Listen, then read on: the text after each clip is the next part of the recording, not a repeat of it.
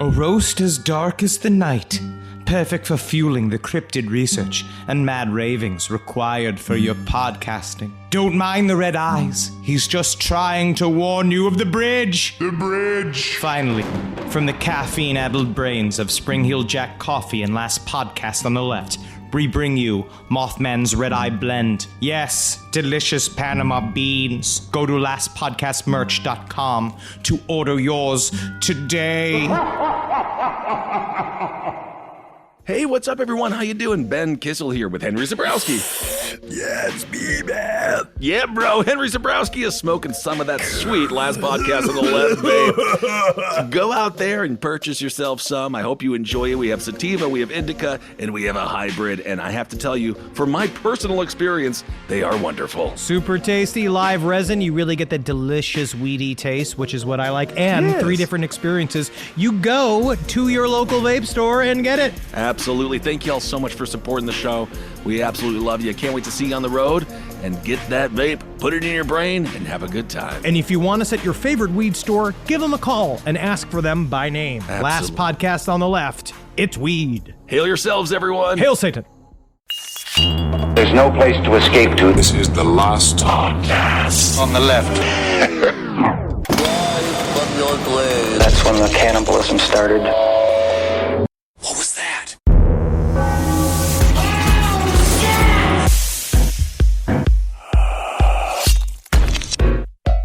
A whole week off. I can't even believe it. Do we even broadcast anymore? Jeez, a whole week and not talking into a microphone? Oh, you talked, but you did talk a lot, though. I screamed for 5 days. Yeah, absolutely. Of course. You may have talked actually more than in the microphone. Brutish, muscular woman. I'm trying to get my teeth around the words. Brutish and muscular, big old woman. Are you Vince McMahon trying to cast another wrestler?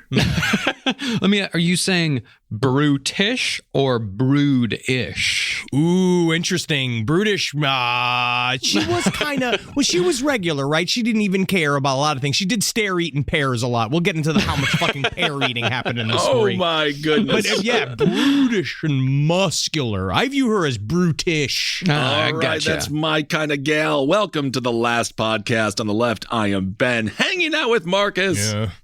And Henry Zabrowski, the most brutish man in podcasting. I got a couple of Bordens right here. Oh, my. Yes, indeed. Well, it is nice. It is an audio medium, but you always do act out when you kiss your tits, just so Marcus and I can see it and really be in the mood. I actually want you to, these are more excitums than boredoms. Indeed. What a little nibbler they are. Okay. Today's episode, people have been clamoring for it probably for like a decade. You guys got the emails, I'm sure. Oh, yeah. We are so excited to talk about, oh my God, there's an X involved. Lizzie Borden, part 1. She did it. Whoa! Scratch that from the record, Judge. Scratch that from the record. Getting ahead of yourself there. Ahead of yourself. Yep. The Lizzie Borden axe murders are without a doubt one of the most infamous crimes in our country's history. America's answer to Jack the Ripper in terms of a brutal crime scene. A melodrama of deadly Victorian spinsters and miserable old misers. A mystery for all time. She did it. She did the crime. Okay, Henry, once again, we have two series. You're right. Big thing. Yeah. Two episodes. You're right. Yeah. But of course, no piece of media on Lizzie Borden would be complete without a recitation of the schoolyard rhyme recounting the murders, which I would hazard to guess is most Americans' introduction to true crime when we are but wee tykes. And I will tell you, I have seen how much documentary footage about Lizzie Borden this week, and the 2 books that we also read to to create the spine of this episode, and each one starts with the rhyme. Oh, so we have to contractually do it. All right, I want to hear this rhyme. Make it pretend like I had friends growing up. True crime voice? Do you think true crime voice? Please. All right. Lizzie Borden took an axe and gave her mother 40 whacks. When she saw what she had done, she gave her father 41. 41! Yes, that's what you fucking got. But you know what? Because Last Podcast on the Left, we always add something to the conversation. Sure. Right? We're always a part of bringing true crime, new stories out into the world, old stories refreshed, refurbished. Like, who can't wait to see where Willy Wonka came from? Absolutely. Can't fucking wait for it. Well, the Oompa Loompas, how'd he get those? Fuck it, who cares? Who cares? But what we decided Bet to you was do... on a plane with Epstein. Yes, honestly, if Willy Wonka, of all fictional characters, probably was on Epstein's plane. Okay. But I decided I want to write my own poem for Lizzie Borden. And this is all workshopping, all right? Because we're trying to So add this isn't something new. perfected in any way. This could just be a colossal nightmare, is what you're saying. Yes. Yeah. Okay. So let's see. All right, here we see go. it. Should I do true crime Okay. voice? Sure. I mean, hey, Do it's your Nancy poem, Grace. man. Do Nancy Grace? Whatever. Dealer's choice. Lizzie Borden is so ratchet, she killed her stepmom with a hatchet. When her peepaw shouted who, she split his forehead into two. Let us look at the documents. Wow. You know what? Congratulations, Henry. You are a poet now. And Lizzie Borden, the famous poem, has a second half that nobody ever talks about. What is it? Yeah, It's the that's second true. verse. That's true. It really does. So I wrote a second verse to my poem. All Fall River thought she the culprit. She was vilified from the pulpit. The townsfolk was sure she was a witch, but she's just some regular bitch. Regular bitch, sure.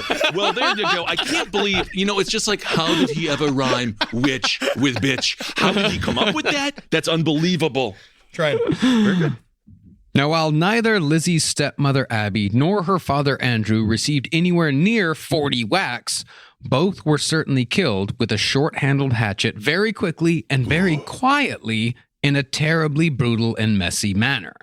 As a result, the Lizzie Borden case was among the first nationally known American true crime stories in the modern mold. This was not the Wild West escapades of Billy the Kid or the train robberies perpetrated by Jesse James and his gang, nor was it even the Bloody Benders of Kansas.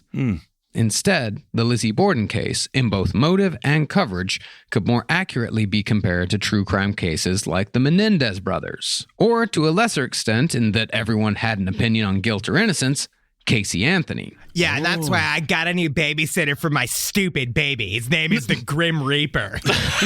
Well, he's not going to be. And now give me a television show, please. Yeah, we'll get you a television show very soon. I do want to point out that Marcus did manage to shoehorn in Billy the Kid, and I am proud of you. Hey, man, it's contemporary. Billy the Kid was like 10, 15 years before this. He was one of the first big American true crime stories. Sir, I take umbrage. That was not a shoehorn at all. Okay. No shoehorn. The shoe fits.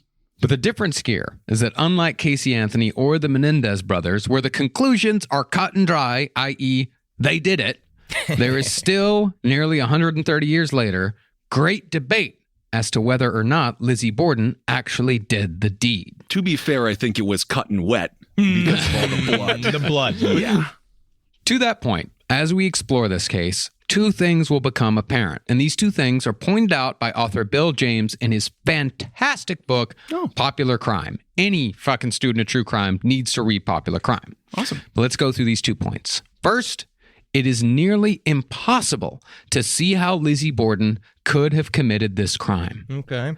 Second, it is nearly impossible to see how anyone but Lizzie Borden could have committed this crime. This is what I'm saying. This is what I'm saying. Hold on. You'll see, right? There's a small window of opportunity. We're going to go through the details of the case. Next week, we're going to talk a little bit more about the trial and how sensational it was and how crazy it was. But this story, every historian that approaches this story, because this has the same kind of gravitas as Jack the Ripper, as any other of these perennial, like now famous true crime stories that first of all shows that we've always been obsessed with true crime. Absolutely. Right? Every society loves true crime. And, Always. But every single historian is like, I am going to solve this. And not only do they think that they're going to solve it, but much like Billy the Kid, they all have emotional investments deep inside of the Very Lizzie much so. Borden story. But it's Right. especially the people that own the Lizzie Borden house bed and breakfast that continues to operate to this day. Yeah, man. I want to go so fucking bad. yeah, want dog. that. It's actually on our future vacation list. Fuck yeah, dude. What a world. Lay on the couch, man. All right. Yeah. So this is kind of the true crime version of President Bill Clinton arguing like what the word is. So that's what's Maybe. happening here? Is Maybe. it like that? Yeah, no, because it really, we'll get into the details. Okay. Yeah, we'll get into the details, but it really is it's impossible either way you slice it. Okay. Now, outside of the analysis of the case in Popular Crime, we use 2 other books in research for this series. The first, and probably the best, is The Trial of Lizzie Borden by Kara Robertson, while the other, also beautifully written, I'm going to read a couple of excerpts from it, is The Borden Murders by Sarah Miller. These are both very good true crime books. I mean, I must ask, from a listener perspective, it seems like these books have more high praise than our usual book. I mean, obviously, we always praise the books, but these books seem to be pretty good. They're just great true crime books. Okay. And it's also just a great fucking story. Awesome. Now, to understand the Borden murders, the local reaction to the crimes, and the public's attitude towards Lizzie, you've got to understand both the time and place in which these murders occurred. Traveling back and then tick, tick, tock, tock, tick, tick, tick. I did not have sexual relations with that woman. That's right. That's really said good. Bill Yeah, Clinton. that was Took us back in time. That was awesome. So we're in the 90s now. We're the New York Knickerbockers. We're named after pets. Okay, we're getting there. Yeah, we're getting there. All right, it's a basket. We don't cut a hole in the basket. Perfect. We're free basketball. The scene was 1892, Fall River, Massachusetts.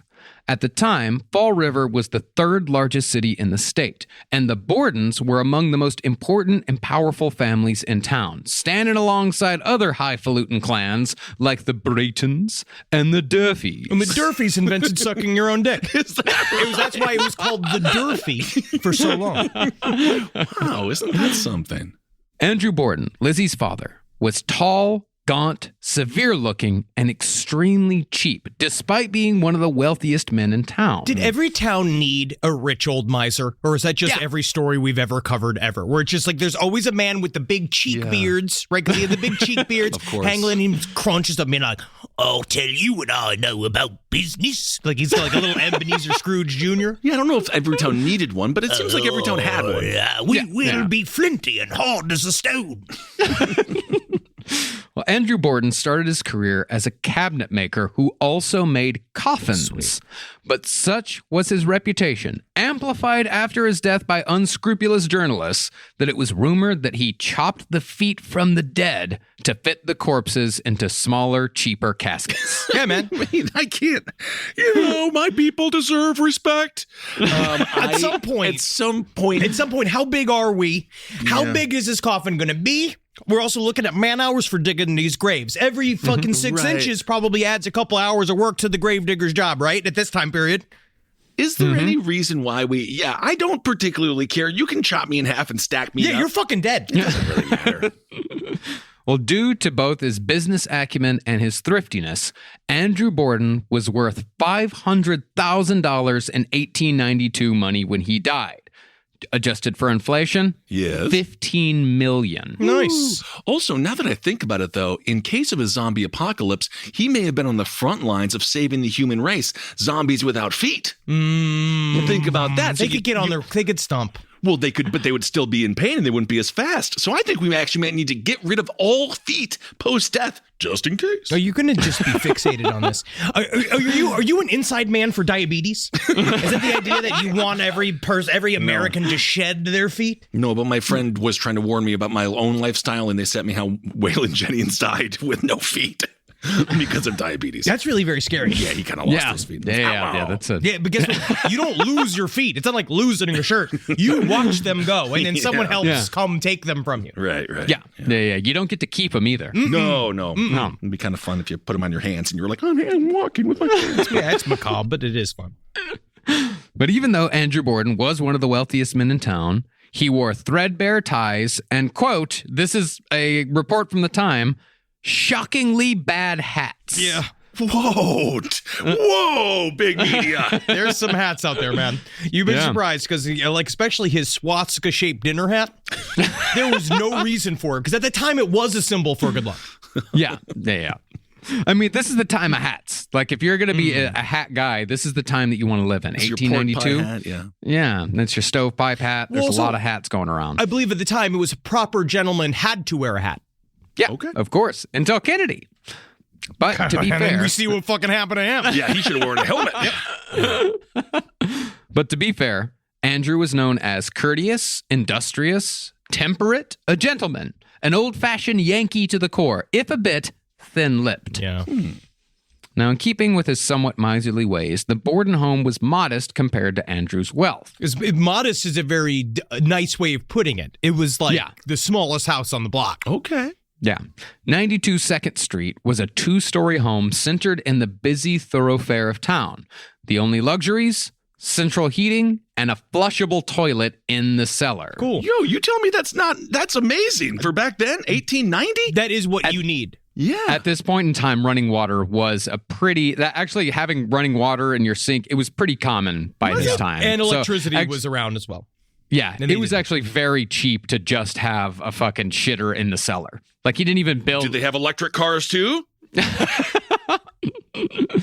Now, this would have been just fine if Andrew lived alone, or even with just his wife.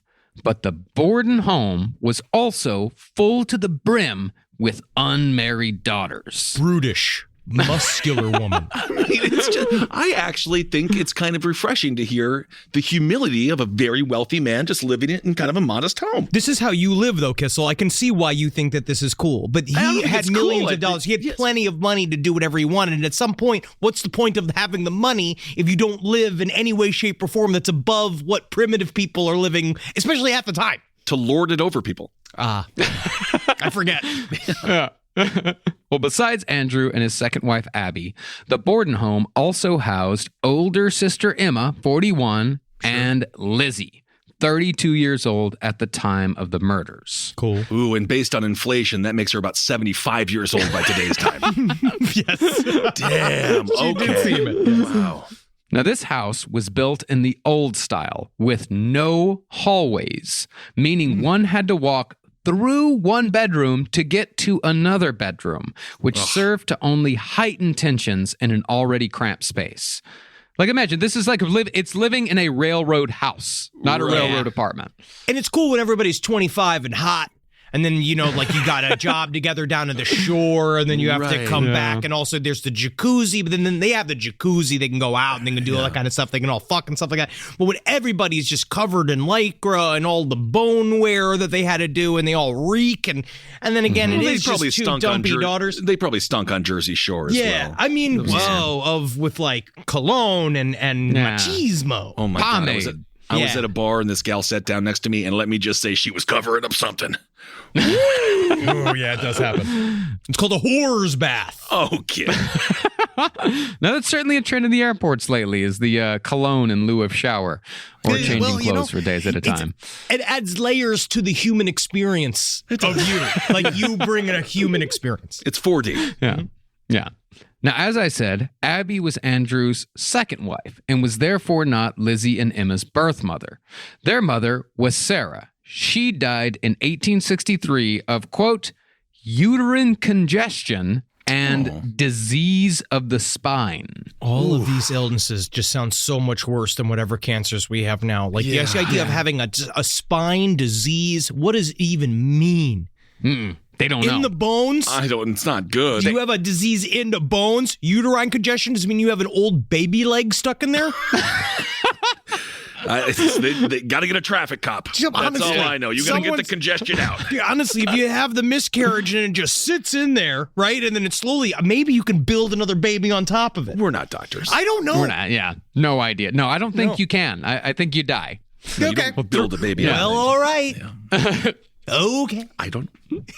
Well, 3 years later, Andrew married Abby Gray, a short and plump woman of 37 years whose family was in dire financial straits, which meant that they very much welcomed the addition of a wealthy man who was willing to take Abby off their hands. Remember, this is Victorian times. So 37 years old, poor family. It was very much like in the cards for her to just die one day. Of course, and are you willing to just come and dress, bathe, and feed a 60-year-old man that will take care of you for the rest of your life, right? That sounds fun. I can't wait for that time period. I mean, no, at the time, he was also in his 30s. Like, he was also like in his late 30s. Oh, that's not bad. They all just look older. Yeah, they just look older. Yeah, he was in his 60s when he died, but at this point, this is like 30 years before that. Okay. But she was described as grayish and unnoticeable. Yeah. Jesus. Man, people we think we're mean now. Yeah.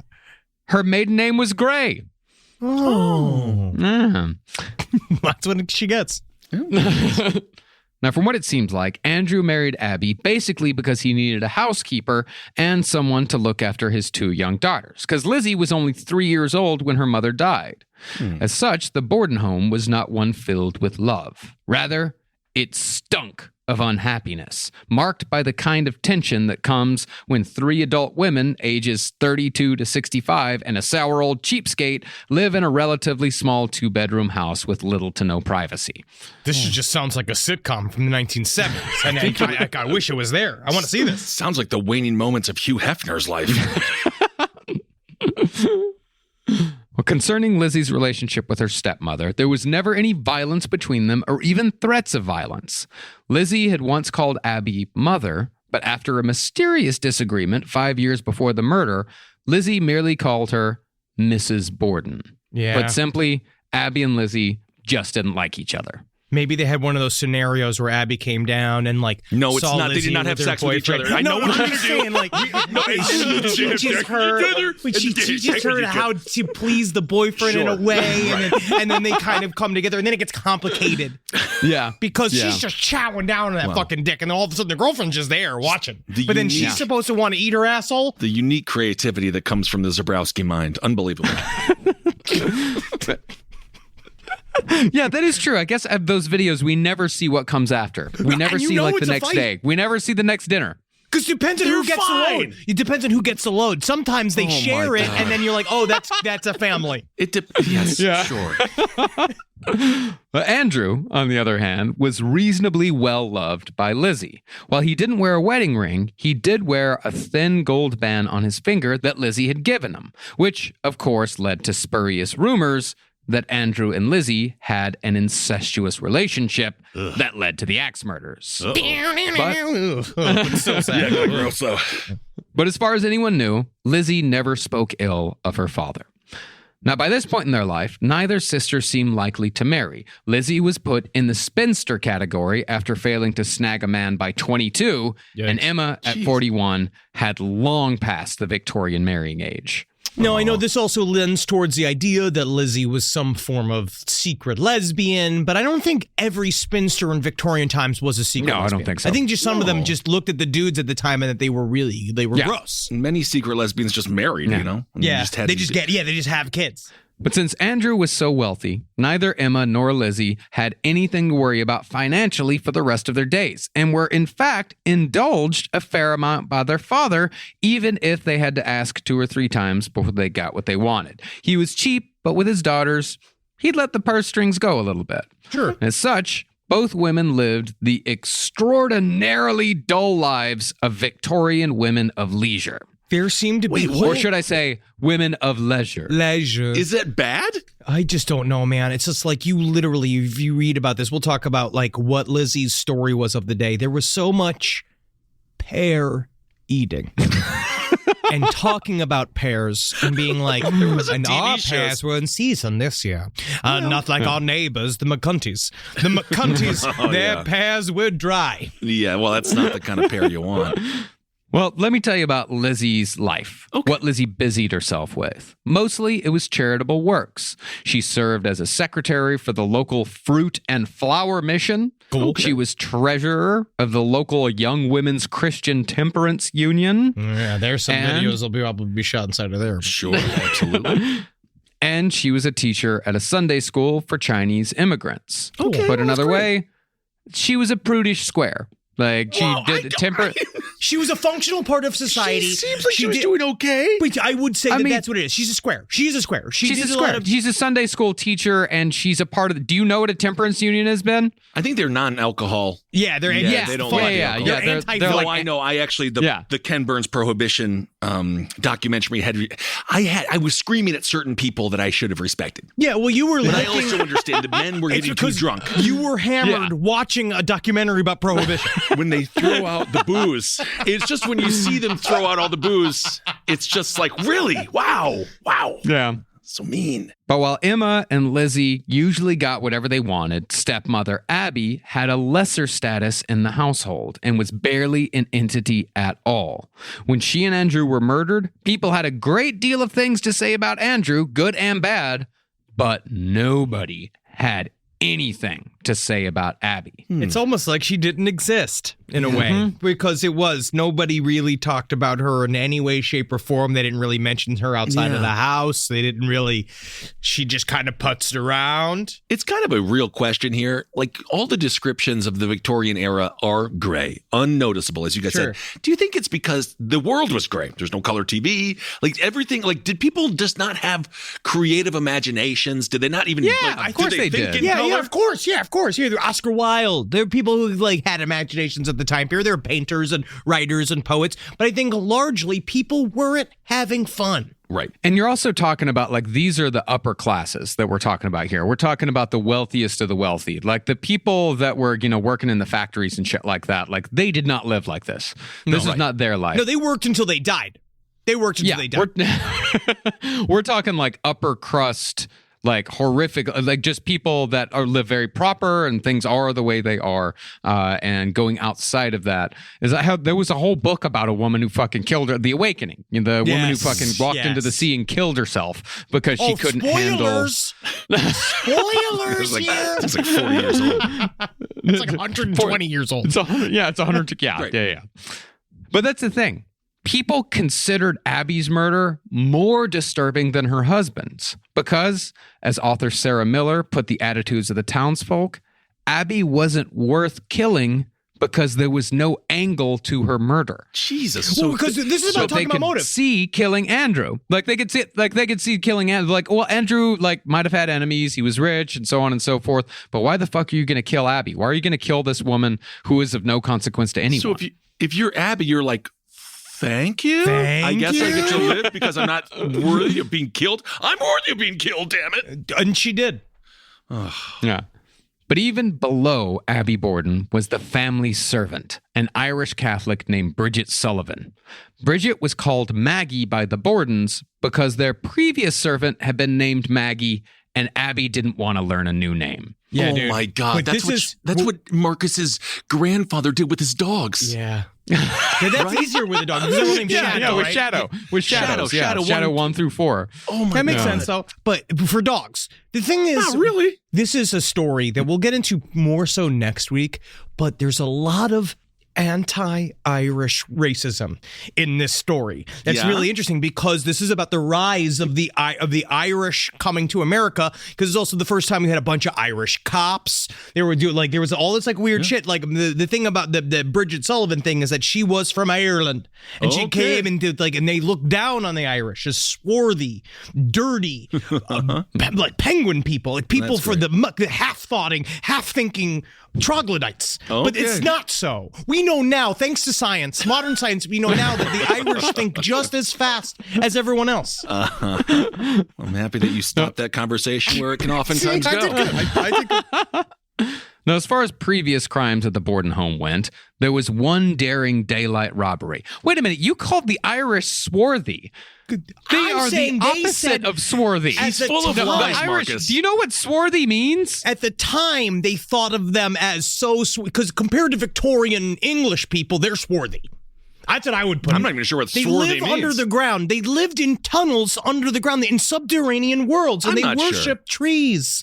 It's been a long time coming. Seriously, do you know what swarthy means? It means you're all full of it. No, it means dark-skinned. You called the Irish, the palest people on earth, you called them dark-skinned. Black Irish. All right. You know what? Let's just move on, shall we? Yes, none of us know what that word means. Hearsay. I mean, Marcus does. I know you, Marcus. New York Times best-selling author. Yeah, we wrote jokes, okay? Now, as far as previous crimes at the Borden home went, there was one daring daylight robbery. The year before the murders, Andrew Borden reported that the house had been burgled in the middle of the day when everyone was at home. The thief picked the lock on Andrew's desk with a nail and got away with $80 in cash, $25 in gold, Abby's gold watch, and a couple of horse car tickets. Now, the robbery was never solved, but it was rumored that the horse car tickets were traced back to Lizzie, which prompted Andrew to shut down the investigation. She was a little bit... Rumor. There's rumor, but there is some rumor that Lizzie Borden she liked to do a little Winona Ryder style. She would take a little bit. Thieving for fun. Mm-hmm. Okay. Well, then, in the spring just before the murders, the Borden barn was broken into twice, and a flock of pigeons were stolen. Fuck! How the hell do you do that? You gather them up. They're in cages. You get it. You gather them. of You just course, carry yes. the cages away. Great, got you. It seems like a very loud burglary, but No, that's okay. Yeah. I guess not. Another rumor is that Lizzie kept the pigeons as pets, and Andrew beheaded them as punishment for some unknown transgression, which prompted the murders. But these are a lot of stories that kind of also came up in the Menendez brothers trial, right? It's these types of things where the story try to come up, trying to find a motive, trying to find why would they kill? Why would they do it? Yeah, this is just one of many made-up stories you're going to hear over the course of the series. Every journalist in the country tried to create any motive, no matter how ridiculous, to try to explain how someone like Lizzie could kill her parents with an axe. Whoa! Sick ripped. No stairway. Fuck yeah.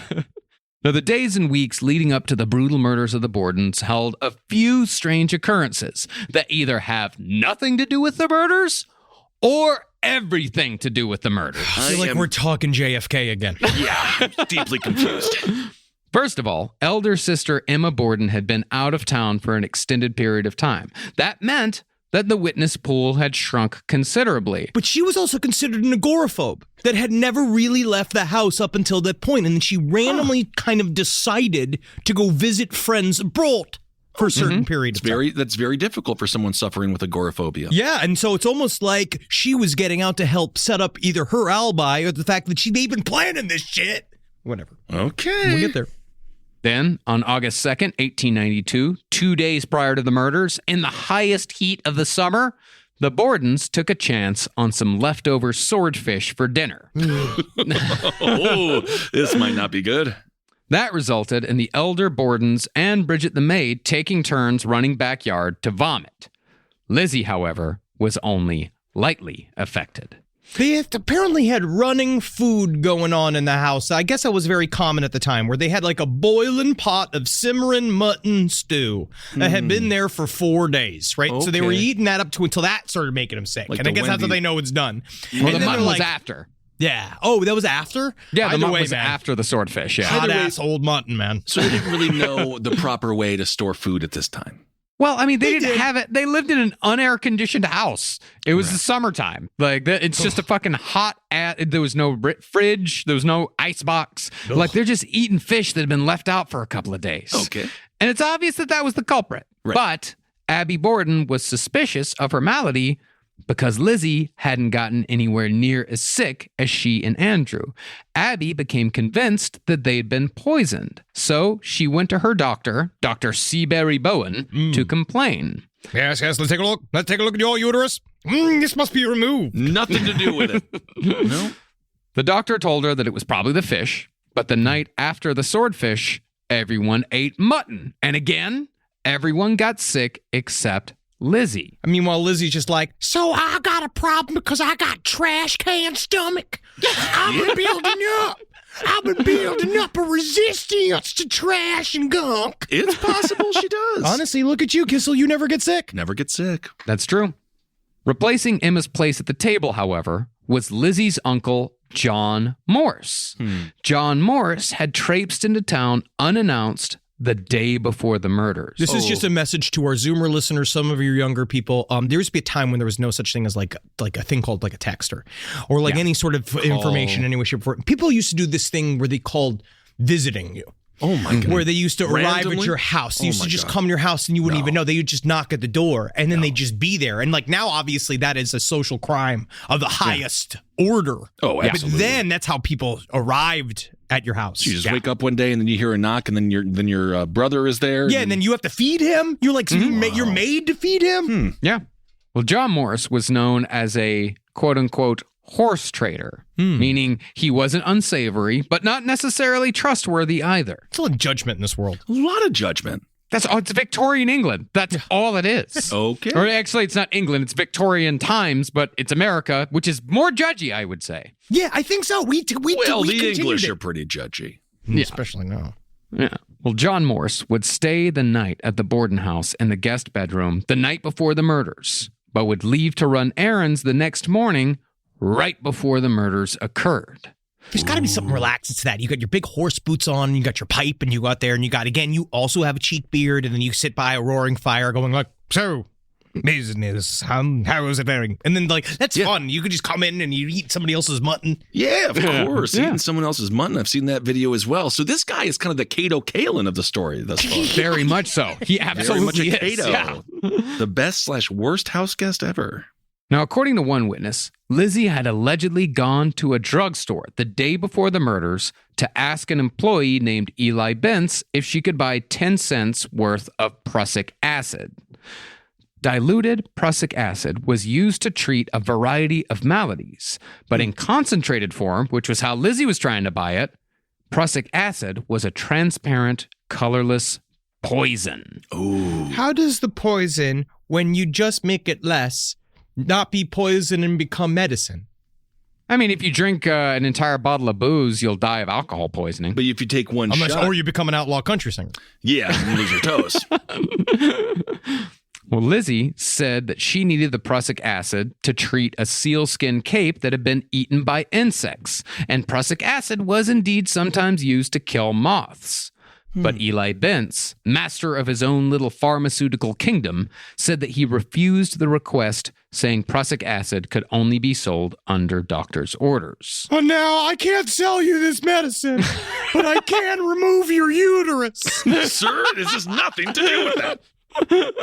Now later, this supposed attempted purchase would be used to demonstrate that Lizzie Borden had a murderous mind, especially when it was combined with the instances of the elder Bordens getting sick. And she very well may have had that murderous mind if she did indeed do the deed. Yeah, she did it. But We just don't know, do we, Henry? We just don't know. But Eli Bence only came forward when the Lizzie Borden story reached a fever pitch, and it's possible that he mistook Lizzie for someone else. Another brutish, muscular woman. Could be.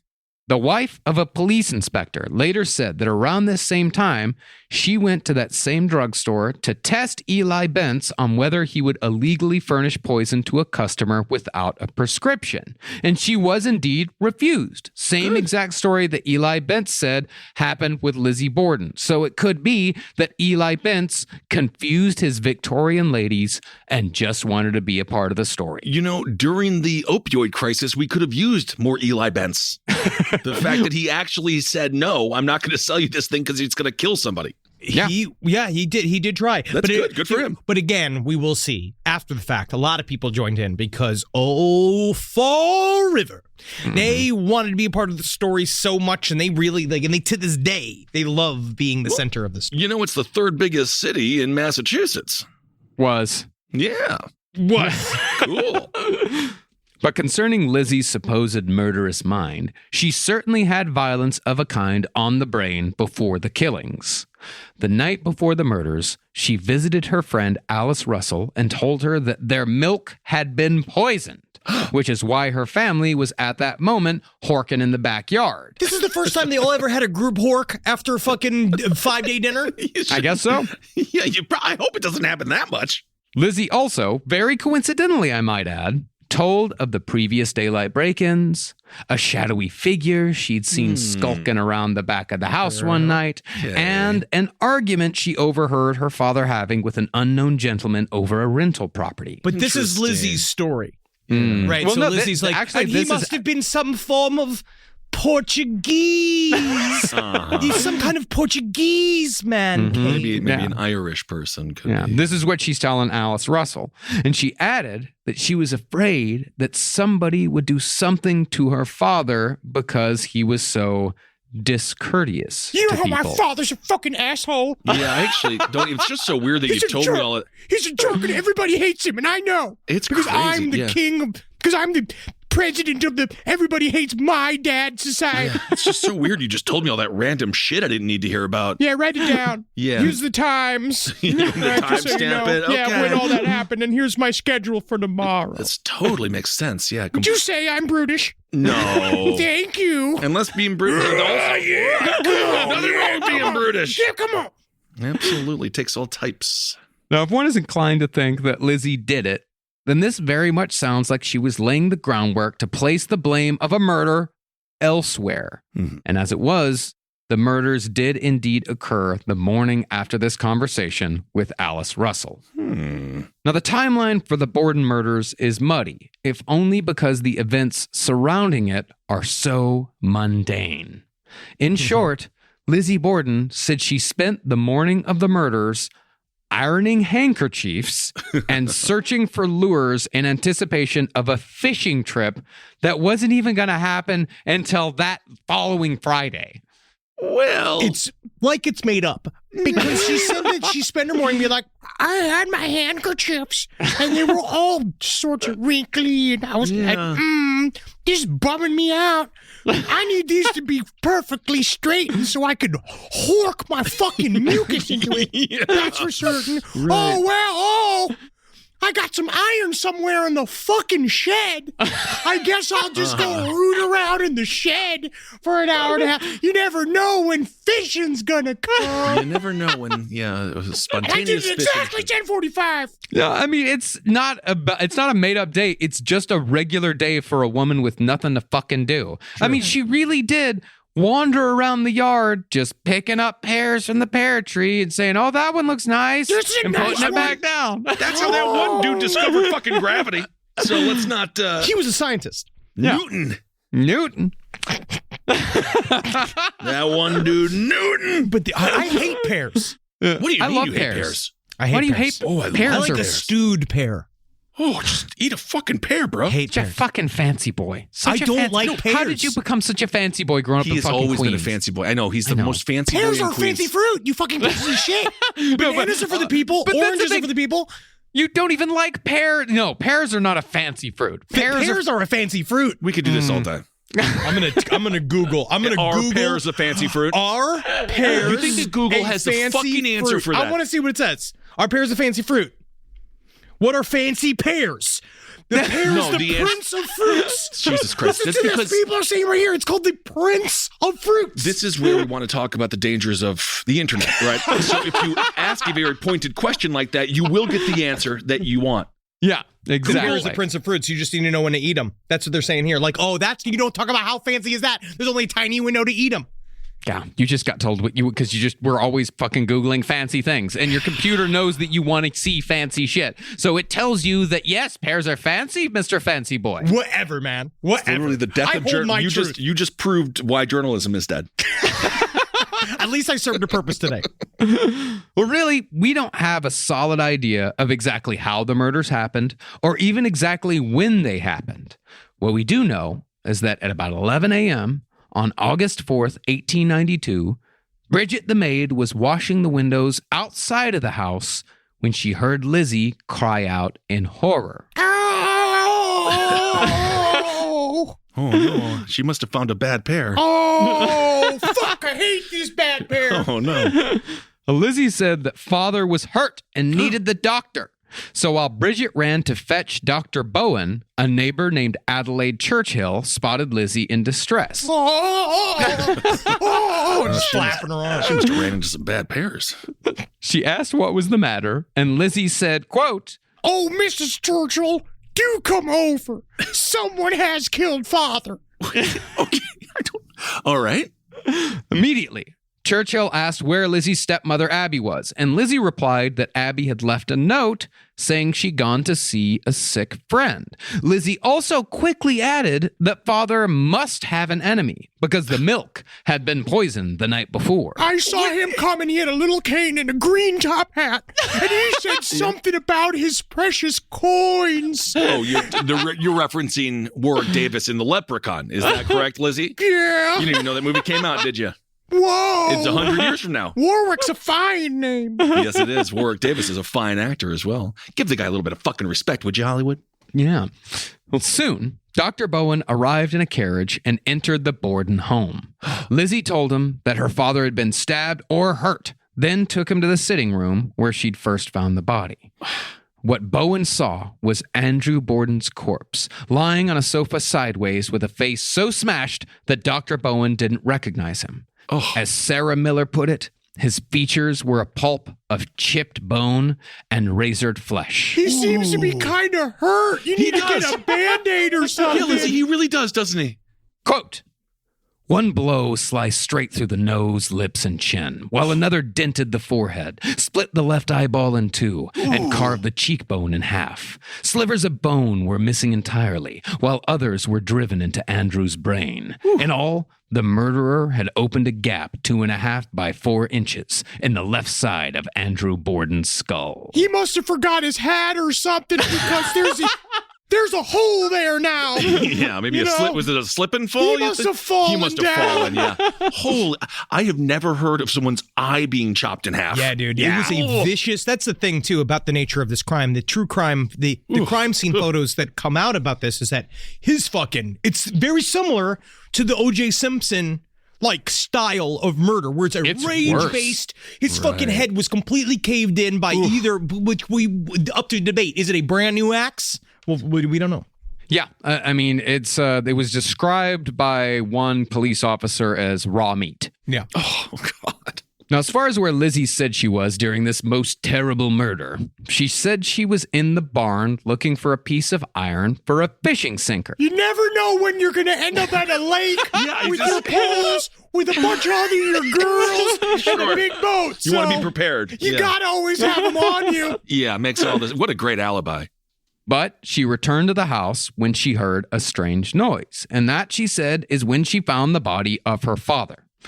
Now, contrary to later reports of coldness and eerie calm, Lizzie Borden was actually quite upset immediately after finding her father's body. But there was another, more disturbing question that took about 30 minutes to even ask.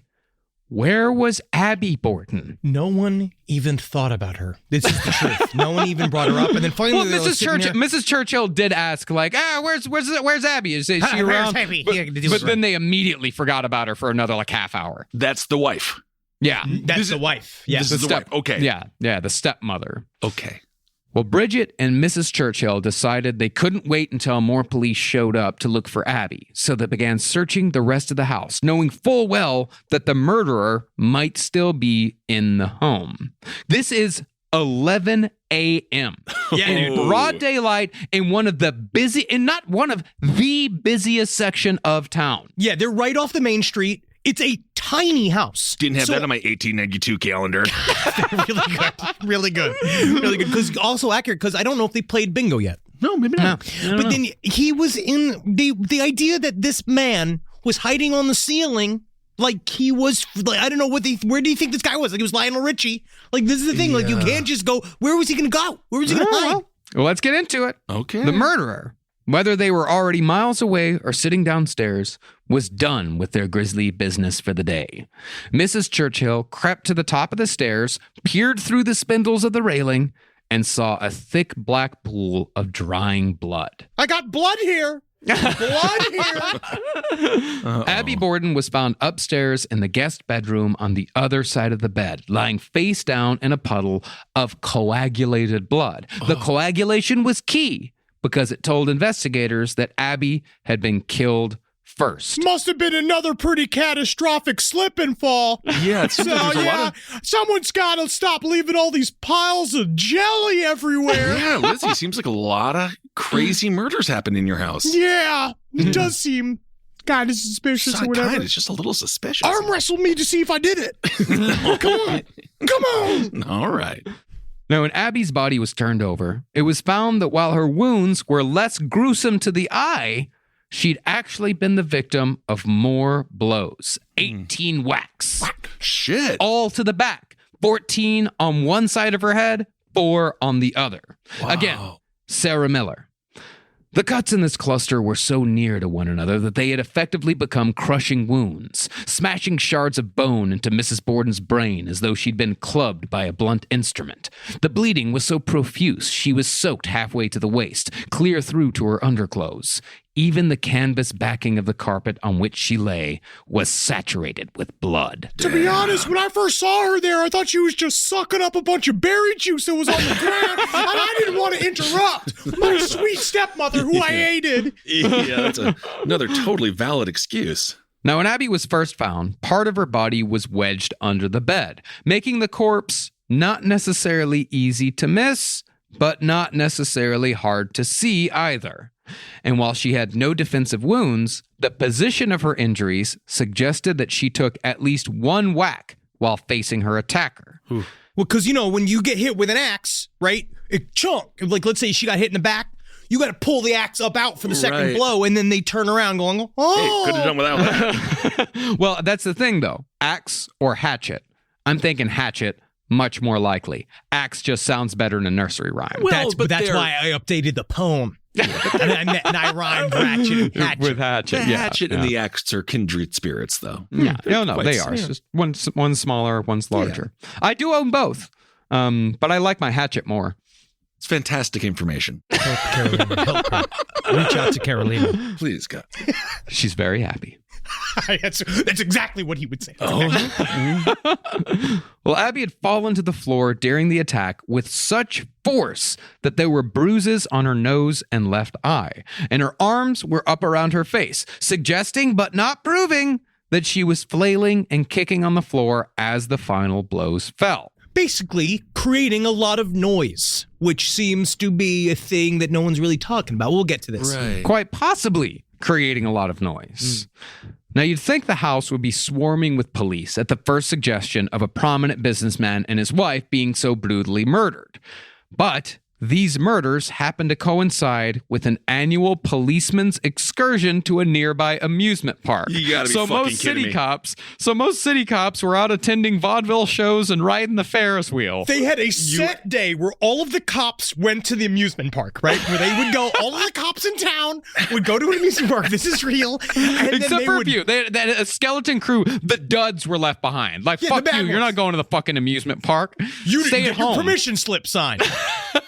They were doing wheelbarrow races. They were playing tag full uniform. They were passing their guns around and trying them. All right. As such, most investigators didn't return until late afternoon. With funnel cakes and big teddy bears and You know shit. they were fucking hammered. Absolutely lit. Oh, yeah. Only 5 officers. And like I said, the duds at that were in town to handle the massive investigation that lay before them. Now, first, they questioned Lizzie, but not to see if she'd done it. Rather, they wanted Lizzie to tell them if she'd seen any Portuguese men hanging around the neighborhood. It's the Portuguese. Just randomly just going to throw that out Well, there. this was one of those. We had fun race terrors throughout all of these time periods where, like, one new race that showed up, they'd be like, "That's the new villain," and then they were like, "This one this week it was Portuguese." That is fun. Well, in Fall River in 1892, the Portuguese were the first to blame if anything unsavory happened, because being swarthy Roman Catholic immigrants, because Portuguese can be swarthy. Sure. Yeah. Sure. It made them suspicious to the lily white Protestant ruling class. You look different from me. You're Roman Catholic, therefore you are capable of murder more than I am. We were really suspicious of a long time of any other race that could swivel their hips side and side. Like anybody that could that had an innate sense of rhythm, we did not enjoy. Okay. Yeah. Well, as such, 2 Portuguese men were arrested in Fall River on the day of the murders. One for withdrawing his life savings of $60 and another for asking directions to New York City. But what were they arrested for? Because Being it there. made it look like they were on the run. Yeah. Okay. Just being on there. You know, just this lazy is, cop work. Yeah, sure. Tale as old as time. It's a part of the fabric of our country. Yeah, gotcha. Yeah.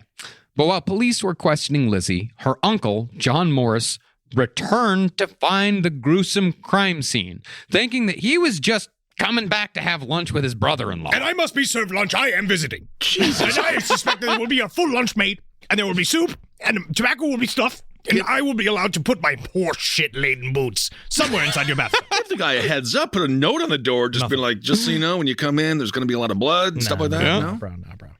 Now, in 1892, the idea of identifying criminals from hair, clothing fibers, or even fingerprints was unheard of. Fingerprint identification wouldn't be used in the United States for almost another 20 years. 1911, that's when fingerprinting started in the U.S. Therefore, evidence that could have easily led the investigation away from or towards Lizzie Borden was overlooked, destroyed, or completely unidentified. It's said that if the Lizzie Borden murder had happened, like, say, anytime in the late 20th century, we would know who did it immediately. Well, it's because it was such a brutal crime. It was a very brutal murder. So obviously there would have been something left behind, but who knows? Did she have any? Well, I'm sure we'll get into it, but it seems like the person that did it would be covered in blood. Well, that's gonna be a big we're gonna call that a sticking point. That's a sticking point. Okay, great, good to know. The thing was, Lizzie was cognizant enough to know that there was something in the house that could be seen as evidence against her. She pulled Dr. Bowen aside and told him that she'd been menstruating. Yeah. And as such, there was a pail it's crazy what's going on with me, all right? Listen, I didn't mean to tell anybody. Circle of life. It's okay. Yeah, I'm saying, okay, it might be a suspicious amount of blood came out of me. I'm talking like about a gallon of menstrual blood came out of me, and I think some of it had a face. Okay? Okay, well, thanks for telling me. Again, I'm not a doctor. I just work at the gas station. Yeah. So, thanks for that. It is just shooting out of me. I got it. Thanks. Well, because of this, there was a pail of blood-stained menstruating cloths soaking in the cellar. Okay. Now, one could say that these bloody rags were not menstrual towels, but rather the implements used by Lizzie to clean herself of blood after the murders. But Lizzie Borden was also very much menstruating. Nice. And it was common practice. Sweet. Yeah, fuck yeah, bro. That's awesome. That's sweet, man. That's a medal. And it was common practice at the time for ladies to soak their menstruation cloths in buckets in the cellar. Sure. It's not weird. No, I'm not saying it's weird. It's very good. Yeah. In the end, though, it was the timeline that placed suspicion on Lizzie. So let's take it step by step. Okay. After gathering all the pertinent information, police speculated that Abby and Andrew Borden, still suffering from illness, ate breakfast with Uncle John Morse at 7 a.m. At 8:45, Morse left to visit relatives, and Lizzie ate breakfast alone shortly after. At 9:15, Andrew left the house to go about his business, while Abby told Bridget to wash the windows outside. Which also, we want to do this clue style. Bridget was super upset because she was forced to go clean all the windows, which is extremely heavy, hot work to do. And of course, on the hottest day of the fucking year. And of course, they wouldn't even refer to her as her own freaking name, which at some point must be demeaning, and you must get really fucking pissed off. The suspects are everywhere. By 9:30, Abby was upstairs in the guest bedroom making Uncle John's bed. Oh, make your own fucking bed, Uncle John. Jeez. There, she was struck by 18 blows and killed. Now, Abby Borden was a woman of stout stature, and it stands to reason that a 200-pound body hitting the floor would have made some noise. Yeah. But neither Lizzie nor Bridget saw or heard anything. Especially a Victorian housewife getting stabbed to death with a fucking axe, right? Because I think she'd be going, ah! Ah! That's my impersonation. Or perhaps you're so in shock you actually don't make any sound at all. Absolutely not. Because they say that remember, it's from the back. Like if someone walks up to you and sinks an axe into the back of your head, you're not going to fucking react at all. Like, I don't know, but maybe if we did a $100 Patreon tier, we could maybe try it with one of our incredible listeners. Sure. Just to see what it comes out to. It's a great suggestion. Don't do it. Just don't do it. No, don't do it. Yeah, please. No, don't do it. Again, the only way you get on the show... We haven't set up the tier yet. We haven't. The only way you get on the show is if you find an alien. Please God. Yeah, that's it. We haven't, and you know what? We still haven't gotten any fucking takers on Six Flags on us. It's $1 million. That's all it costs. That's all it is. And then we provide parking and lunch. Well, at 10:45, over an hour after Abby had been killed, Andrew returned home to find the door had been bolted from the inside. Oh. Bridget then rushed to unlock the door and uttered a colorful exclamation. Pshaw! What does that mean? Pshaw? Yeah, pshaw is what she said, which at the time meant like, God damn it! Yeah, that's the thing. Back then, like, you know, it's the whole thing with like Deadwood. Like they did not say fuck that much. They would everyone would have been dadgummit. Yeah. And so on and so forth. Come, Sarnit! Yeah. But this pshaw elicited laughter from Lizzie, who was descending the stairs. This is important. She was descending the stairs from the front landing, which lay opposite the guest bedroom where Abby laid dead already. Okay. Andrew entered the house and went to his bedroom, passing by that same guest bedroom without noticing his dead wife inside. Nobody even looked at her. Nobody cared about her existence in any way, shape, or form. It's like prison when you walk by a cell. You're not supposed to look into it because you never know what you're going to see. But this is a family, and it's just kind of sad. You normally would see them. You should see them. Yeah. Well, it was said that they all pretty much lived separate lives. Sure. But Cool. Andrew then came back downstairs and did ask Lizzie, where's Abby? Okay. And Lizzie said that she'd gone out after leaving a note. Yeah, she said something about like these two guys that came from Brazil that were going to go down to the fair together. They're going to get where the cops are. You know how they love all the Portuguese guys. Sure. Yeah, and I'll run trade on her or something. So bizarre that I you're didn't telling really me. read the note. Just really bizarre you're telling me that. Andrew then went to the sofa and laid down for his morning nap, while Bridget went back outside to finish cleaning the windows. Uh-oh. Sometime between 10:45 and 11:45, the assailant attacked and killed Andrew Borden, again without anyone noticing.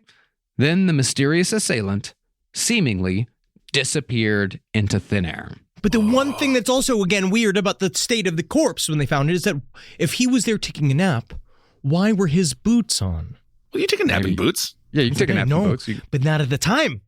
At the time, you undressed. This is the thing. This is one of those little sticking But points. on the other hand, Henry, there was also no signs of a struggle. There was no signs of anything. Yeah, like really he tired. might have known his assailant and didn't see it coming until all of a sudden she was like, And here's time for your end, Daddy. No, I mean, I feel like even if I know you, but if I saw you with an axe, I would be like, okay, what's up? You know, unless I like, was what's- running real fast. I'm the fastest man within 10 feet. I'd be a blur to you. Before your I'd be like plantar's Quicksilver. fasciitis. Yeah. That is true. And this whole house is like 10 feet from end to end. It's tiny. Okay. And here's where things start to go sideways. See, Lizzie, by all accounts, was extremely upset after discovering her murdered father. So, to calm her nerves, Dr. Bowen shot her full of morphine, but also gave her powdered caffeine to keep her awake so the police could question her. Yeah, because you know who's the most reputable person in all history was John Belushi. Because if you were on a speedball, like all you can do is speak the truth. Absolutely. Yeah. See, when officers began questioning Lizzie in earnest after putting together the timeline, she spoke in a calm and collected manner, without the least sign of agitation, sorrow, or grief, or any particular urgency towards catching the perpetrator. In other words, she was high as fuck on morphine. Yeah, she was Right. high as fuck. Okay. Yeah. And she's like, oh, fucking you just tell me where I could get a cheeseburger. I know it doesn't exist. But I've been thinking about this idea of a burger. It's called a burger. She came up with the hamburger, huh? Maybe looking at on her father's. cocaine and morphine. Wow, maybe looking at her father's face reminded her of ground meat. Well, the other thing about Lizzie is that she was an emotionally flat person by nature. She was a bit of a dud. Now, she was distraught sometimes, like when a description of her father's injuries were read during an inquest, and she cried until she threw up. Unless it was an act. Yeah, unless it was I mean, an to act. cry until you throw up, that's pretty good acting I job. could throw up right now. I'm sure. Yeah. But other times, most likely when she was shot up full of morphine, she was so inscrutable that the press described her as a sphinx, which, for the most part, that was Lizzie's baseline personality. Yeah. She, like most people in these situations, oscillated between shock and composure, dealing with her grief in a way that was specific to her. Of Lizzie, police officer Philip Harrington said, quote, I don't like that girl. Under the circumstances, she does not act in a manner to suit me. It is strange, to say the least. It doesn't really matter if you like her. We're trying to figure out who killed the Abby and her dad. If I could, I'd take her over my knee and I'd spank her. I'd remove each stitch of her clothing and I'd wash her first, That's- and then you're a I'd horrible spank her, cop. and then I'd play with her feet. Yeah, you're a And horrible. I'd keep her in a cage until she horrible- died. Yeah, horrible police officer. But I also think that it's amazing how through all history, this has been one of those things that have come up again and again in these true crime stories of like, yeah, she's not acting like that anything's wrong. Like this idea Yeah. of like questioning your way of grieving. I'm not sure what her personality. I don't know if it means more or less when it comes to her ability to do something like this. It doesn't. If you were like a super chill person, like, do you just do this? she's just flat. Maybe. Or you it sits inside. Because then there's a lot of people who said she had a temper. That was the thing that kept coming up. She had a temper. She used to do outbursts. The people who said that she had a temper aren't necessarily the most reliable of people. We'll go through a lot of these things that people said about Lizzie Borden on the next episode. Is there a single honest person in Fall River? It's the third biggest city in the state. Yeah. But on the other hand, I don't necessarily blame investigators for at least suspecting Lizzie in the murders, because to believe an outsider came into the house to commit the crime, you had to believe an increasingly unbelievable series of events. And these are as laid out by Bill James in Popular Crime. You had to believe that the intruder entered the house unseen, and that he murdered Abby Borden in an excessively violent manner without making any loud noises or attracting the attention of two other people in a relatively small house. And you've also got to put this in the scene. You've got to put this at 9:30 in the morning in a busy thoroughfare. Absolutely. But if Abby Borden happened to have had some form of mystical gold coin that belonged to an entity A that leprechaun. would show up Yeah. and he'd be like, I see, I've got me gold. Like, then I could see how. I'm just so happy you didn't follow in your father's footsteps and become a cop. I mean, how many crimes can you blame on I leprechauns? just keep arresting the Irish. This is an Irish crime. Mm-hmm.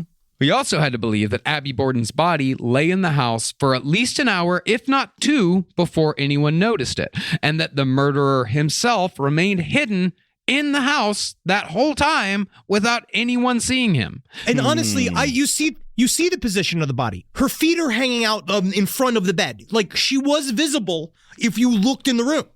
The body was moved. The body in the crime scene photos was moved. That is not where the body originally was. Okay. Additionally, you had to believe that this assailant murdered Andrew with the same amount of violence, again without anyone noticing, and that this mysterious assailant left this house, located in a busy neighborhood, covered head to toe in blood, and carrying a big bloody hatchet, because the murder weapon was never found. Whoa. And that's up to debate. We'll talk about that next episode. Okay. Finally, the note that Lizzie said her stepmother left, saying that she was going to go visit a friend, was never found. And that is in itself extremely suspicious as to why Lizzie said that. It's very Right. difficult to be like, because she was in the house the whole time, except when she was like, fish, oh, my dish. Like, she was just in the other thing, just like, because that's the only way you could imagine that she didn't notice anything, is that she's so simple. Right, because that kind of feels like there's one of the directions that her defense ended up going, being like, this simple woman couldn't possibly come up with this plan. Meanwhile, she's just like, yeah, I don't know what anything is. You know, like, meanwhile, she was well aware of things. Absolutely. Yeah. But there's also the equal improbability of Lizzie's involvement in the murders. And it all comes down to one word: blood. Yeah. Okay. I've seen the documents. See, if there's one thing everyone knows about axe murders, is that they're generally messy affairs. I would think so, yeah. Yeah. Yeah, what with the extreme amounts of blood splatter. It's all the stabbing and the axing and the splatters. That's what it is. Yeah, especially when it's not just one axe wound here that we're talking about here. We're talking about 14 on the father and 18 on the Jesus. mother. Deep wounds that completely destroy and mutilate entire heads, human heads, full of blood and you get a brains. good chop on the dad, right? You get a good chop, it fucking sinks into his head, right? So then you have to pull it up out. You have to hit him again with it, right? So you're 14 times? But you're Yeah. looking at the blood going up, right? The blood goes up to the ceiling. Right, Like right. they always talk about that's where they look for. They look for it's the exit wounds. It's how it pools, which is also weird that the mom was all the gore and shit was concentrated underneath her. Which seems she might have immediately dropped, and then she was stabbing and stabbing. But even then, you would see some splatter. Well, concerning Abby, Lizzie was seen by Bridget after Abby had been murdered, and Lizzie was completely free of anything even resembling blood. Additionally, she was seen almost immediately after Andrew's murder, and again, no blood. Weird. Now, some speculated that she wrapped herself in sheets to protect her clothes, but unless she had completely mummified herself, then hidden the rags from investigators for days on end, she would have at least had blood on her face, hands, feet, and hair. I also think, though, when it comes down to it, I want to see these menstruation rags. I mean, Isolate the audio. we'll get to it in a second. We'll get to the menstruation rags in a second. There's also a suggestion made in a 1975 made-for-TV movie starring Samantha from Bewitched, Elizabeth Montgomery, Okay. that Lizzie committed the murders in the nude, then washed herself and quickly redressed before calling down the maid. You know? Oh my God. That's plausible for me. That's plausible for me. I don't know. It might be plausible in the age of modern plumbing. This is 1892. The only running water in the house was the flush toilet and a weak spigot in the cellar. Both of which... Okay, let me ask you for a second. Think about how much of a mess you made when you had to clean up just corn syrup and food coloring after a Murderfish show. True. How much of a mess did that make in a sink with modern plumbing? True, it does make a mess. Unless, it depends on, because each room had the clean water dish, right, that you'd use to clean up before and after dinner. So it is possible that she did it in her room, created the mess, then dumped the water, brought it in. So she did have access to water inside of her room. I would argue that you would have, even if you had just dipped your hand in blood, I would argue that it would be near impossible to clean that off using just a water dish. But think about how little attention any of these people paid to anybody else. Everybody was up their own fucking ass. So when you're all walking around, they're all living these separate lives. No one's really looking at Busy. Bridget's already fucking mad because she's been profiled by the family, right? Because she's just out there going like, I'll tell you what happens when my home country, we made a unicorn president. Like she's doing all this shit and she's grumbling and shit. So she's not really caring about what Lizzie's doing or what anybody's doing. I don't know. I mean, think about those wounds. Both heads were completely shattered with great force, meaning chunks of brain and bone would have found their way at least into Lizzie Borden's hair. But her hair was completely clean of anything both times she was seen, and her hair was completely dry. It was completely put together in the Victorian style. Maybe I'm just really lonely, man. But when you said she was naked, man, that was like, that's kind of hot though too. But you're still stuck on it. Well, no, because you're thinking of naked Elizabeth Montgomery. That's hot. Yeah. Yeah. Well, furthermore, speaking of the nudity, this is a Victorian Sunday school teacher and member of the local temperance league we're talking about here. This is the very definition of a prude. This is not someone who is likely to even think about traipsing around the house nude in broad daylight. That tracks for me. Absolutely, of course. But then I feel like there's just a way to do it where you just, again, give me the rags. Yep. Let me see these rags. Well, there's a lot more bush hair back then as well, so perhaps that had something to do with it. So she could just pull it up over her. She could just pull it over her head, and she could protect everything. Yeah, like the cousin from family from oh my goodness, Adam's family. The other thing is that Lizzie also couldn't have gone through the house to clean herself up between the two murders without Bridget seeing Lizzie through the windows that Bridget was cleaning all morning. Right in the line of sight. We'll talk about the trial. Bridget said that she was talking to some other maid for a period of time where she walked away and commiserated with some maid like it was fucking Wilson from Home Improvement. Well, and they were all bitching about how everybody hated Irish people, and she came back. So I don't know. Okay. Well, let's just go through a timeline of what Lizzie would have had to do in order to do this completely clean. People seeing her in between the murders and people seeing her immediately after Andrew's murder. At most 10 minutes after Andrew's murder. Okay. She would have to murder Abby naked. Cool. Sneak past Bridget, covered in blood from head to toe, dripping blood the whole time. Awesome. Clean herself up, including washing and drying her hair. Go back. Clean up all the blood that she tracked down to the basement. Get redressed in a cumbersome Victorian outfit to be seen by Bridget again. Then she has to get naked again, murder her father, clean up again, get redressed again, do her hair again, wash and dry her hair. Then you're left with an impossible time crunch. The practical example Bill James uses: go to the kitchen. Empty a bottle of ketchup all over yourself, your face, your hair, your shoes, your clothes, everything. Bill James is weird. Bill James is fucking, he's fucked up. He's fantastic. I love him. Then go see how long it takes to get yourself back to clean and dry, even while using a modern sink and shower. You'd be hard-pressed to do it under an hour. I agree. I really do agree, because it is strange. But I also wonder, is there a way to have put, like I've seen in movies, I don't know if people do this or not, like put a pillow over the dude's head and then fucking hit him with the axe. Well, where's the pillow? But where's the pillow? Like, that's the thing. The cops like turned this tiny house, turned it upside down for days on end, and looked through the entire thing top to bottom and found I blame nothing. the franchise villain, the leprechaun. I know you do. I know you do. But the other scenario, in which the Bordens are basically murdered by a ghost for no reason anyone has been able to figure out in 130 years, is nearly as implausible. There's no motive there besides just random. Like, I understand random. But Lizzie also maniacs have always doesn't been have a motive. Well, I feel like it's kind of like when I go home for Christmas and I explain to Natalie like just beware of my mom's psychological games. If and your then, mom like, dies over Christmas, though, all of this will be used against of you. course. Yeah. But I'm saying that when Natalie comes back, she's just like, your mom's fine. I don't know why you think she's playing all these psychological games. I was like, I know the cues. I know. And so it's like within a family, but you know what I mean? Very bad. But I'm saying that within a family, there are things that build up over time. I think that you can kill somebody just because you don't like them. I don't think you can. She's menstruating. This is more of a therapy. That's more of a more of a talk She's to your not. therapist Are you about seriously going to blame it on the menstruation? Menstruation. What are you, an 1890? You're an 1892 lawyer? That's exactly what they tried to blame it on in the trial when they tried to fucking prove that she was guilty.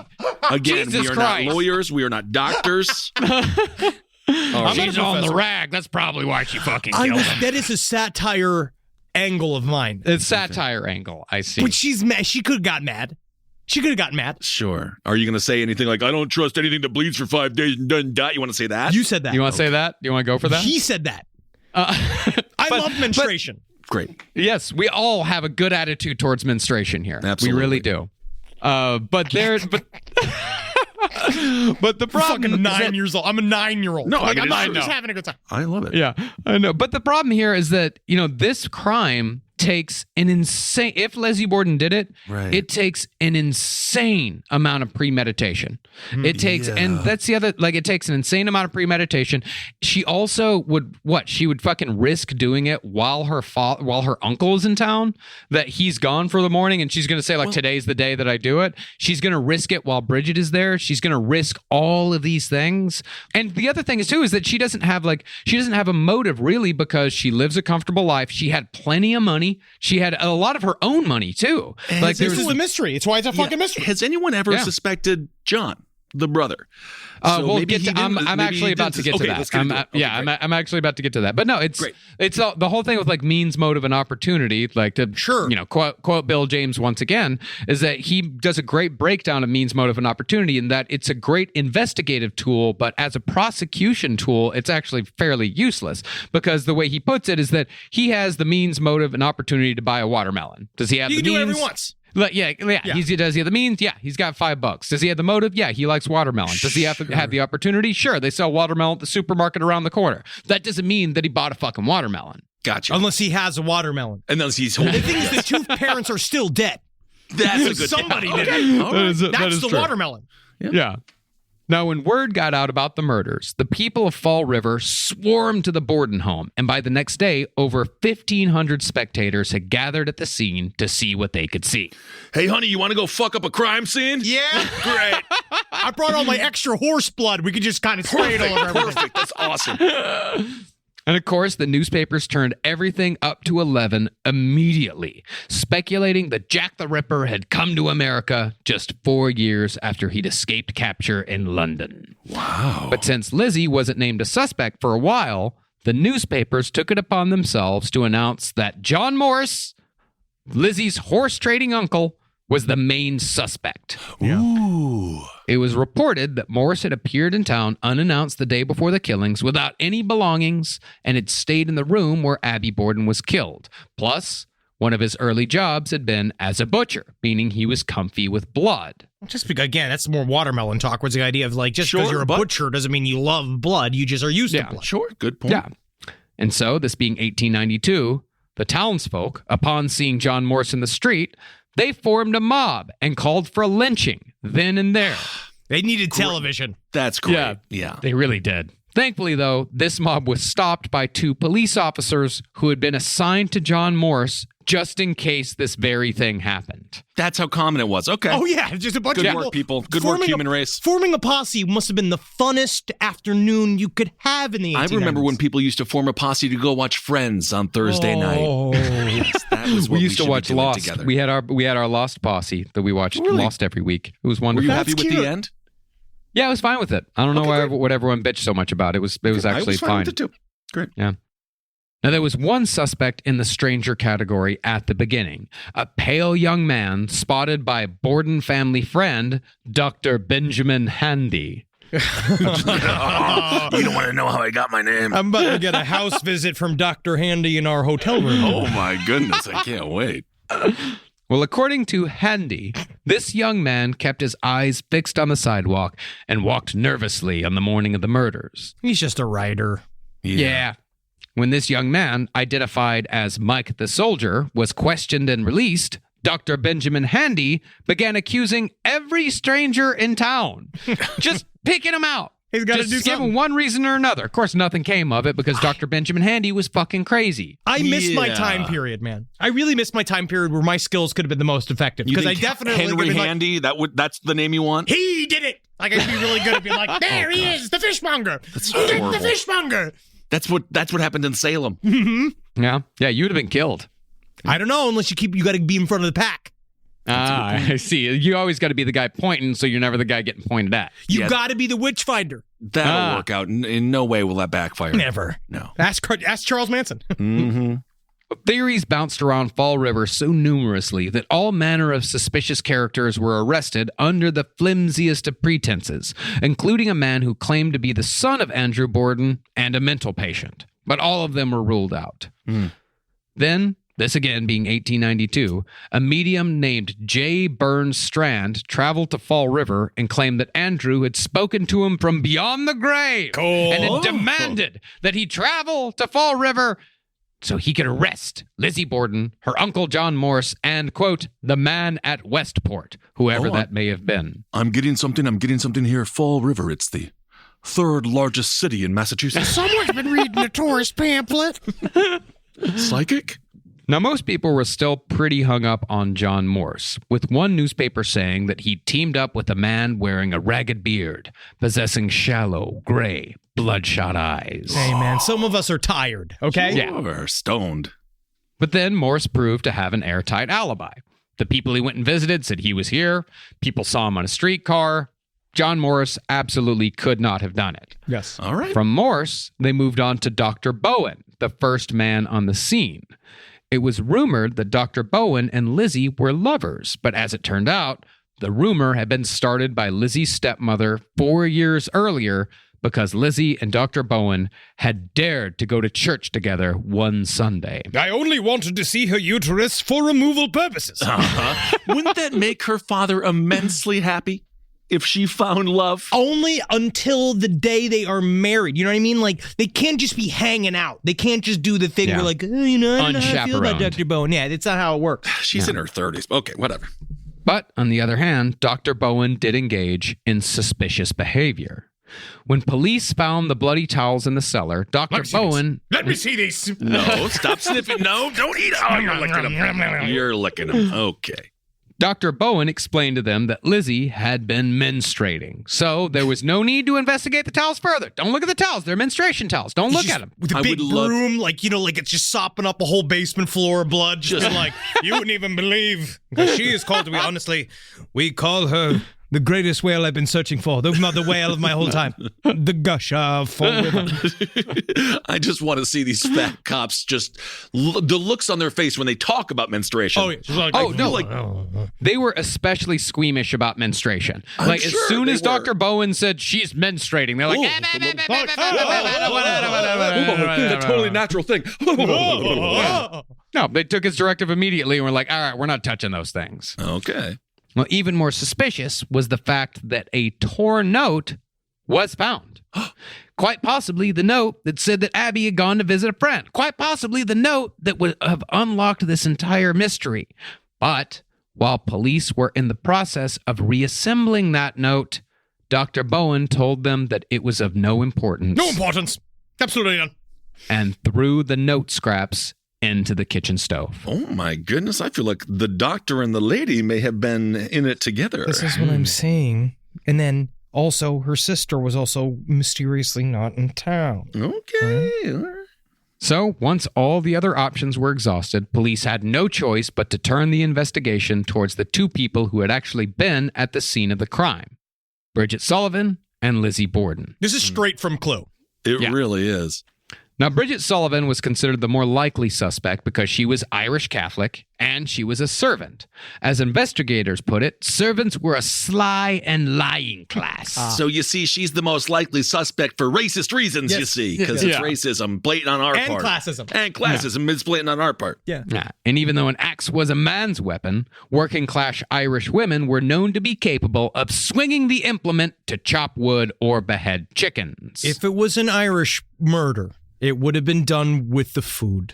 Oh. It would not have been done with the crime or technically an IED. I could see Maddie or Bridget. I could see her poisoning the family. Sure. What do you mean with the food? I love Irish food. We know. No, I know. I'm just saying if it stays old. If it gets old. If it gets old out there. I like some Irish food. Well, yeah, sure. Normally Irish things are done with That's what I explosions. do like. Yeah, the food in Dublin was great. I had little sandwiches. Mm-hmm. But by Lizzie's own statement, Bridget had been outside cleaning the windows during the murders. Plus, she had no motive other than Abby never remembering her name. And there wasn't a single shred of evidence connecting her to the crimes. Additionally, the story Bridget told was straightforward and never changed. She cleaned up after breakfast, washed the outside windows, let Andrew into the house, and went inside to lie down when Lizzie called out in horror. Same thing every time they asked her. So, suspicion finally fell on Lizzie Borden, both the most likely and least likely suspect. And that's where we'll pick back up for the conclusion to our series. I'll tell you what, these cops better check her Mozilla. I don't know what that means, but all right. It's Casey Anthony reference. Yes. I see. Yeah. Mozilla. If she had Firefox. Yeah, if she had- Firefox. if she had Googled like how clean up blood fast, then that would be definitely a bad thing. But back then, the only Google they had was a bent bugle. Oh, isn't that They couldn't do anything with that regarding information. Absolutely not. Another home run from Henry Zabrowski. Thank you all so much for listening.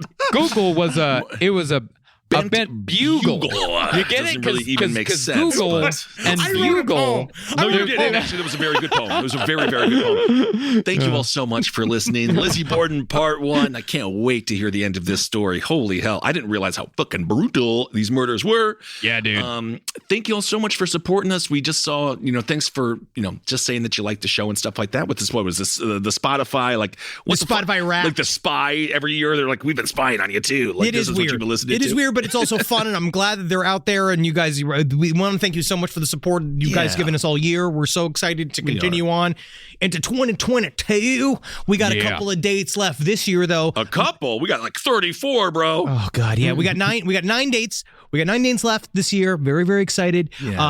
Coming to you, Portland. Can't wait to be in Oregon again. And then we got Birmingham, Alabama.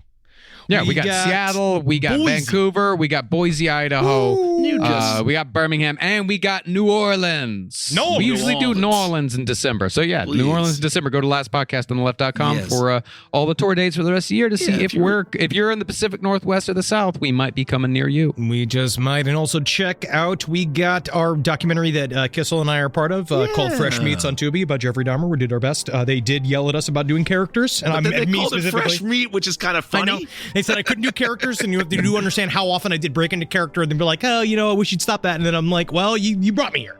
Yeah. I'm doing my best. Talking head work, Henry. Yes, I did my best. It's less performative than you think. I am an actor. I know you are. Then we have our Soul Plumber. Check out Soul Plumber. Yeah, Soul Plumber. Issue 3 should be coming out soon. We got a second printing of issue 1 out there. So if you've missed issue 1, check it out. And issue 3 is going to be coming out soon. It gets fucking nuts. Issue 3 is the action issue. Yeah, I'm excited. Ooh, and H-Bone and I, we're also, I think it's called Behind the Monsters or something like on that Shudder. So check that out. Mm-hmm. And to keep on supporting all the shows here on Lost Podcast Network. Thank you all so much for your support.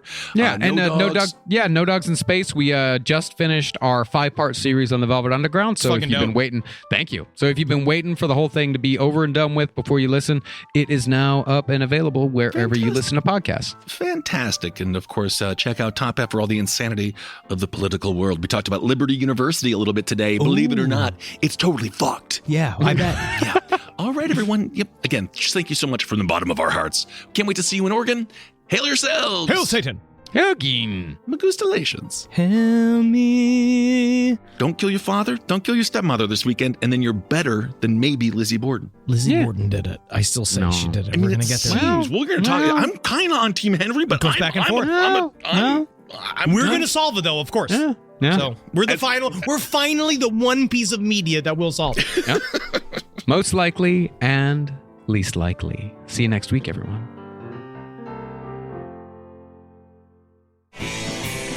This show is made possible by listeners like you. Thanks to our ad sponsors, you can support our shows by supporting them. For more shows like the one you just listened to, go to lastpodcastnetwork.com.